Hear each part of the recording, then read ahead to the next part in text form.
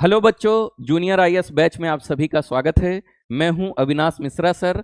आज के इस वीडियो में हम लोग एनसीईआरटी ज्योग्राफी क्लास 6 का जो पहला चैप्टर है जिसका नाम है the earth in the solar system, इसके बारे में डीप में पढ़ने वाले हैं। तो आइए लेक्चर शुरू करते हैं और इस चैप्टर को अच्छे से समझने का प्रयास करते हैं। बच्चों, जब आप रात में आसमान की तरफ देखोगे तो आपको टिमटिमाते हुए बहुत से तारे दिखाई देते हैं। उन तारों को एक साथ क्या कहा जाता है, सबसे पहले हम ये समझेंगे। तो हम इसमें समझेंगे सेलेस्टियल बॉडीज क्या होती है।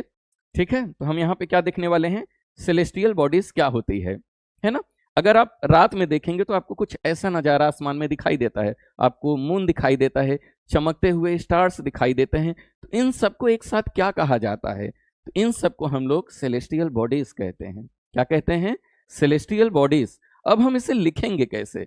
तो हम जब रात में देखेंगे तो हमें कुछ ऐसे सीन दिखाई देता है, लेकिन क्या वो दिन में गायब हो जाता है? नहीं ना, दिन में भी तो दिखाई देता है।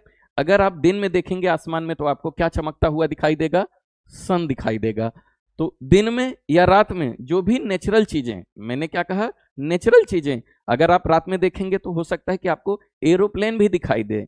तो एरोप्लेन को हम लोग सेलेस्टियल बॉडीज नहीं कहेंगे, जो नेचुरल चीजें हैं उसे हम लोग क्या कहेंगे, सेलेस्टियल बॉडीज। तो हम इसे डिफाइन कैसे करेंगे? तो the sun, the moon and all those object shining, यानी जो आसमान में रात के समय हमें चमकते हुए दिखाई दे रहे हैं, उन्हीं को हम लोग क्या बोलते हैं बच्चों?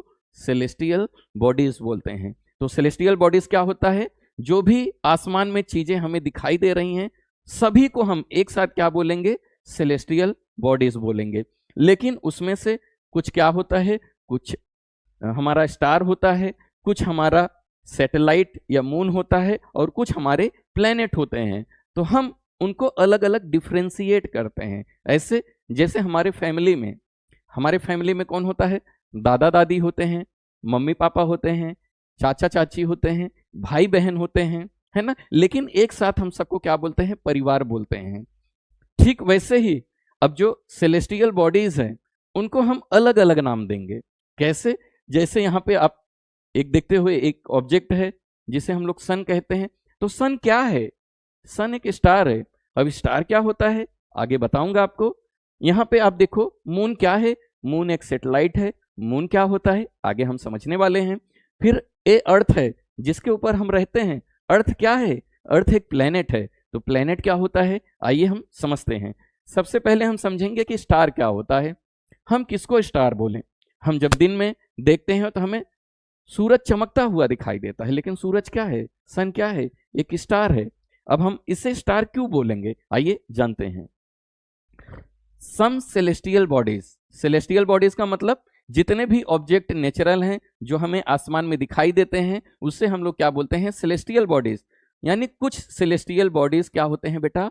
बहुत ही बिग, यानी बहुत बड़ा होते हैं। बड़े के साथ साथ बहुत ज्यादा गर्म होते हैं। अभी हम लोग अर्थ पे रहते हैं, लेकिन सूर्य की जो रोशनी हमारे तक पहुंचती है तो हमें क्या मिलता है? उससे हीट मिलता है। हमारा सन बहुत बड़ा है।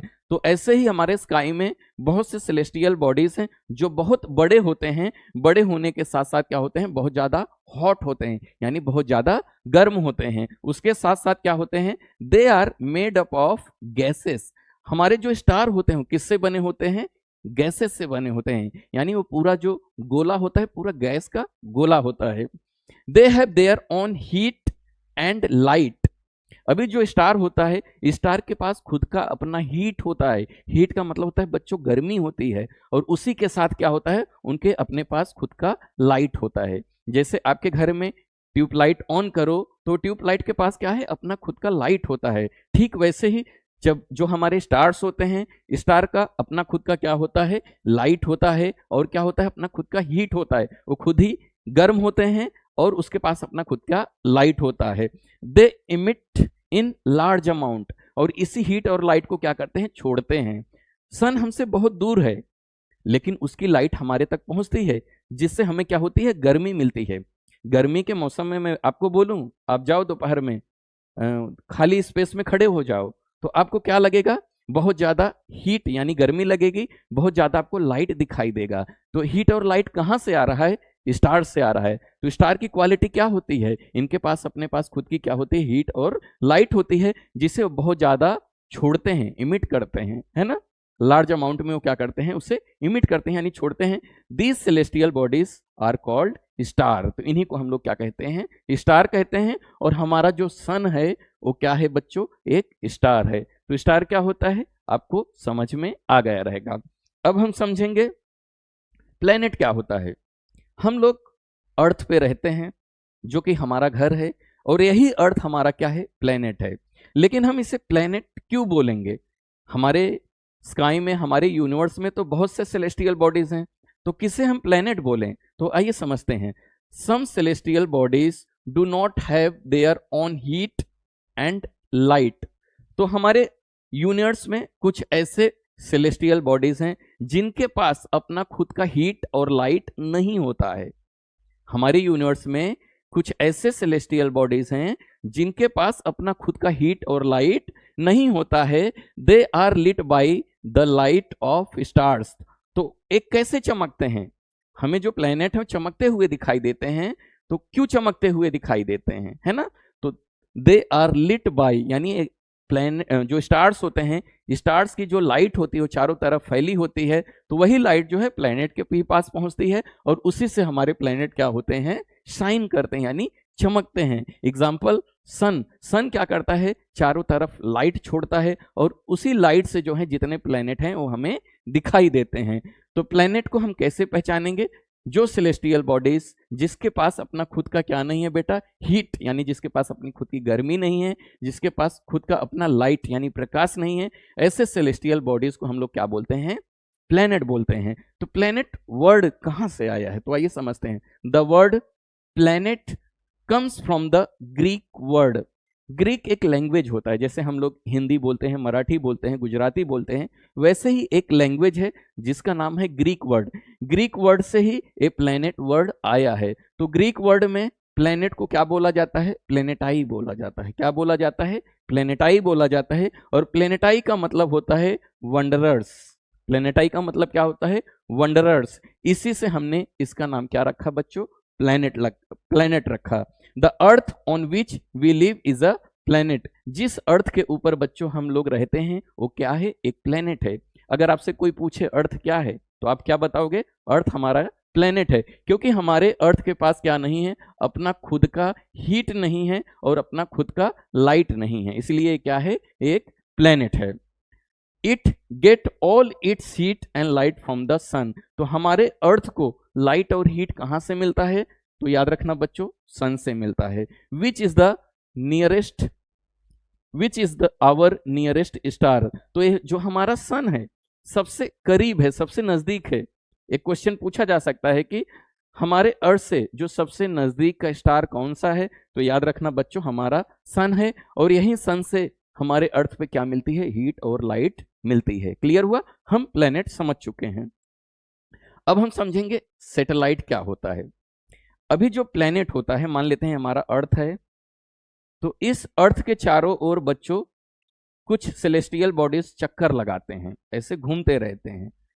अगर आप रात को देखोगे तो आपको मून दिखाई देगा, चंद्रमा, है ना। मून क्या करता है, अर्थ के चारों ओर घूमते रहते हैं। अर्थ क्या है, प्लेनेट है। तो यानी जो हमारा प्लेनेट है, प्लेनेट के चारों ओर जो सेलेस्टियल बॉडीज घूमेंगे उन्हें क्या बोलेंगे हम लोग, सैटेलाइट बोलेंगे। तो आइए समझते हैं। A satellite is a celestial body. Satellite क्या है बच्चों, एक सेलेस्टियल बॉडी है that moves around the planet. तो ये जो सैटेलाइट होता है ये प्लैनेट्स के चारों ओर मूव करता है, यानी चारों ओर चक्कर लगाता है। जैसे मान लेते हैं यहाँ पे एक कोई प्लेनेट है, प्लेनेट के चारों ओर घूमने वाले सेलेस्टियल बॉडीज को हम लोग क्या बोलेंगे बच्चों, सैटेलाइट बोलेंगे। In the same way as the planet move around the sun. अभी हमारा जो प्लेनेट है, मान लेते हैं ये अर्थ है, अर्थ क्या करता है, सन के चारों ओर घूमता है। अर्थ क्या करता है, सन के चारों ओर घूमता है। तो सन क्या है, स्टार है, अर्थ क्या है, प्लेनेट है।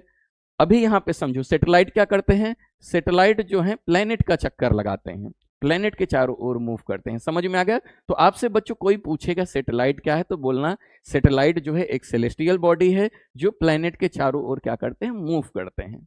क्लियर। आइए आगे समझते हैं।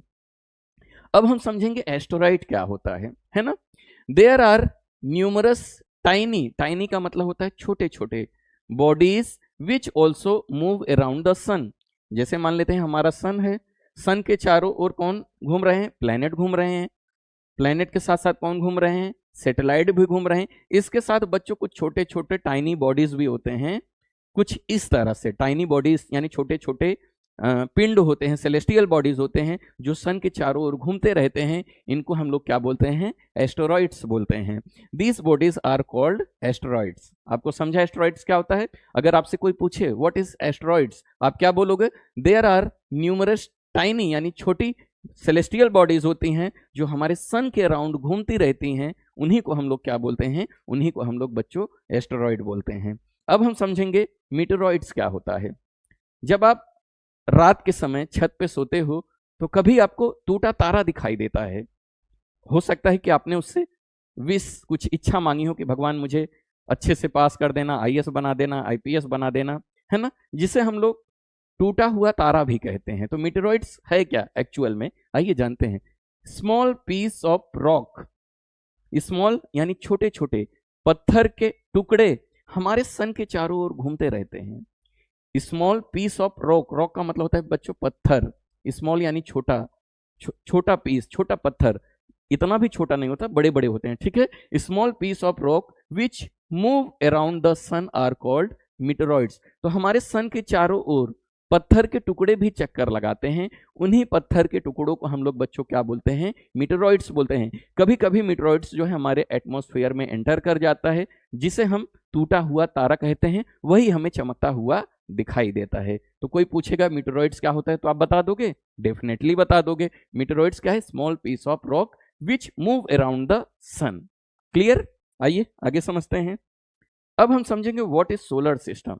जैसे हमारा परिवार होता है वैसे ही हमारे सन का भी एक फैमिली है ना। हमारी फैमिली है, हमारी फैमिली में कौन है, दादा दादी, मम्मी पापा, भाई बहन, आप खुद हो, चाचा चाची हैं। वैसे ही हमारा जो सन है, इस सन का भी फैमिली है, परिवार है। उन्हीं परिवार को, उन्हीं फैमिली को हम लोग बच्चों क्या बोलते हैं, सोलर सिस्टम। लेकिन आपसे कोई डेफिनेशन पूछे सोलर सिस्टम का तो आप कैसे बताओगे? आप बोलना the sun, 8 planet, moons, asteroids, meteoroids together.